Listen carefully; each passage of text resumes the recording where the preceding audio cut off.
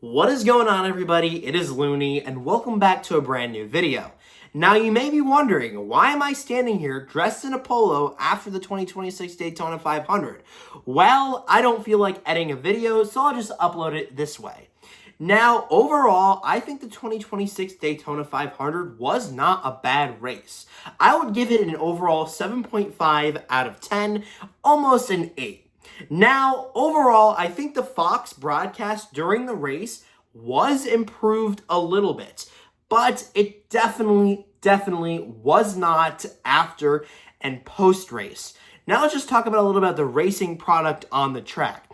I think the racing product on the track was absolutely decent today. A lot better than previous years. Now there is still some complaints about the fuel saving and the fuel strategy stuff.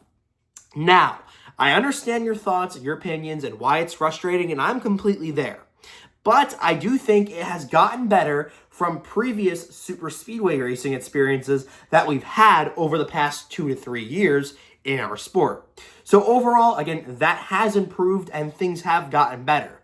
Now, on the broadcast side of things, I think they were definitely not the best. I think they could have been improved a lot more. Now, I like that NASCAR did the side-by-side commercial with Fox. I thought that was really good and thoughtful. A lot better than the previous night at the Daytona Duels when we had a last, incident when we had 10 laps to go and a full-screen advertisement on TV. That was ridiculous. And I'm very happy that did not happen today, because if that were to happen on the biggest broadcasting network for the racing network, that would have been just horrible. So overall, again, I give the race an 8 out of 10, with the exception of the broadcast at the end, where they failed to really interview drivers who were involved in a wreck.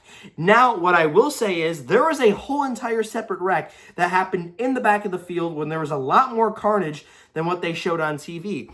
Fox, unfortunately, did not show that, and I think that's something that they should have went back after Tyler Reddick, won the race. They celebrated his win. I think they should have went back and explained that there was a whole another area of carnage after we got through the trioval going inside of turn number 1. So I think Fox could have done a better job at that. And the race itself, 7.5 to an 8. And the broadcast, I give it a 4.5 to a 5. Again, no whatsoever good pre-race with they didn't really either explain the whole new points process and how there was no more playoffs that well either. It was kind of like, okay, Reddick won the 500 and that's it. So those are my fast thoughts and those are my opinions on the 2026 Daytona 500. If you like these forms of videos and you want to see me do race reactions after the race in myself live, let me know. Thank you guys so much for watching. It's Looney. I will catch you in the next one.